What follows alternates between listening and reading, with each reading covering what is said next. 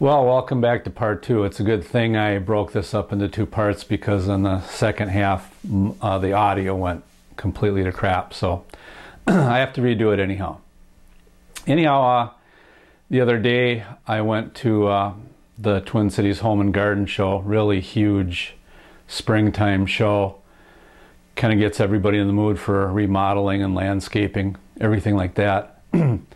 But one of the things I noticed is they had several fitness companies there that were selling their goods, and one thing I noticed a lot of them were selling are these vibrating platforms you stand on. It's kind of like a large glorified scale.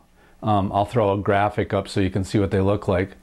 But anyhow, what these things supposedly do is you stand on it and you grab onto the armholds, and they are supposed to vibrate the weight off of you while you stand there. Now, I don't know, I'm not a rocket scientist or anything, but I kind of doubt these things work. You know, you have to exert some force to work the weight off, and I don't think any amount of vibration is going to get your weight off. It might vibrate all the cash out of your wallet, but I think that's about the extent of it. And this particular one that I threw the graphic up, I found on the internet. It's $1,300, and when you think about it, $1,300 buys, you know, a decent treadmill or elliptical or something like that. And so it really surprised me that they're selling these things and people are, I guess, buying them. So my advice is, you know, buy a good piece of workout equipment or something like that, or join a gym instead of hoping that vibrating will take all your weight off. One of the things I been using periodically, and let me grab it here, pardon me, there we go, it's a slider maker.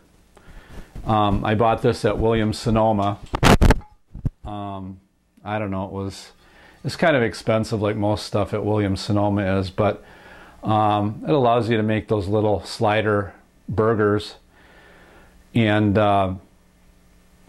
that's nice because, you know, you go to a restaurant and it seems like all the burgers are now a half pound or a pound or something like that, and that's just out of the question. So this allows you to make you know, hamburgers or turkey burgers, and you can make them whatever size you want, and you can use like the little rolls instead of big hamburger buns if you want to put it in a bun. Or you could even put it between a couple tortilla chips or something like that. And works out nice because if you just want a little snack, or you know, want that burger fix, you don't have to just go nuts and be wolfing down a pound of hamburger at a time. So it works really nice. And you can put this either you can use it as a press and then cook the burgers, say like I do on a George Foreman grill, so the fat runs off. Or these are made of aluminum, so they'll go right on the oven, and you can cook it right on the oven. The only trouble is that they kind of just sit there in their own grease, and I'm not really into that. So, but you can use hamburger, turkey, whatever you want, and kind of keep the nutrition up that way.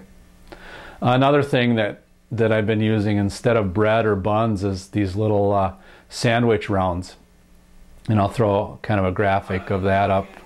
Or I'll hold it up so you can see what it looks like. And they're kind of like, you know, if you cut the top off of a muffin, they're about that size. And so if you want that bun effect or sandwich effect, you don't need to get all that bread in. And they come in several different styles, like multi-grain and whole wheat. So they're fairly nutritious, and you don't get all those carbs and all that bread that you normally would. So I like those a lot. Another thing I've been using since really the early days of my weight loss surgery is a personal blender. And here's a shot of it. it's really nice because the blender also doubles as the mug, and like a magic bullet, which a lot of you are familiar with. And I bought this on QVC. It was about 23 bucks plus shipping. And it also comes with a lid, a sealed lid, so you can take it on the go and it won't spill. And it's been working out really nice. Great for protein shakes or whatever you want to drink. And it's held up well so far over these 10 months. Another thing I've been using very often is a pressure cooker. I probably use that twice a week. And you know, a lot of you maybe have never used a pressure cooker, but you've heard about the dangers of it. You know, maybe your mom or grandma used one, and you know, you heard tales of the food exploding all over the kitchen. Well, they're a lot different now. They have several backup safety seals, pressure relief valves and things, so they're not dangerous at all. Nice thing about them is they cook in about a third of the time, and also it's sealed, so it's under pressure, under steam pressure, so you keep a lot of your nutrients in instead of boiling away. And it also allows all the flavors to infuse together, and it's really great. I can take out some frozen chicken breasts out of the freezer and throw them in there with whatever liquid, you know, or sauce I want, and in 20 minutes they're done. And it's quick, and it works really well. And so I use it for making soup and chili.